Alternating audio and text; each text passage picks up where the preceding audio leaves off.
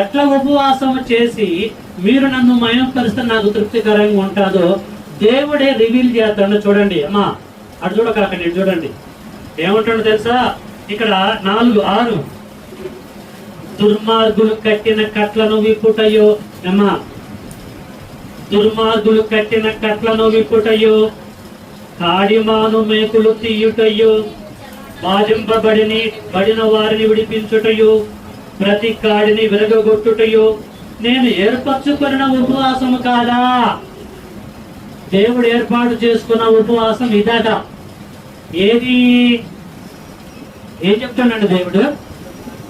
ఏం చెప్పిండండి?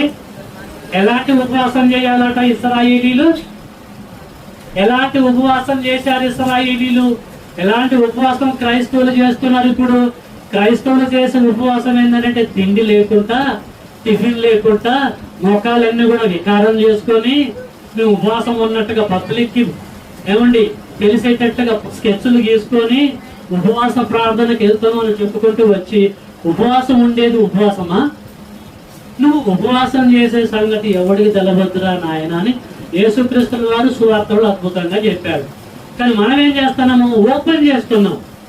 ఉపవాసం చేసే సంగతి నీ గదిలో ఉన్నటువంటి నీ వారికి తెలవద్దు అని అంటాడు. నీ భార్యకు కూడా తెలవద్దు, నీ భర్తకు కూడా తెలవద్దు. నీ కౌగిటిలో పడుకున్న నీ భర్తకి భార్యకు కూడా తెలియకూడదు నువ్వు చేసే ఉపవాసం.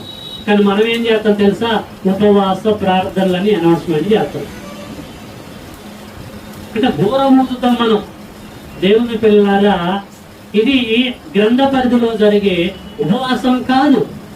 దయచేసి అర్థం చేసుకోండి, అపార్థం చేసుకోవద్దు. దేవుడు మనసు ఏంటో, ఎలాంటి ఉపవాసం చేస్తే ఆయనకి ఇష్టమైందో పరమ తండ్రి తెలియచేస్తున్నాడు.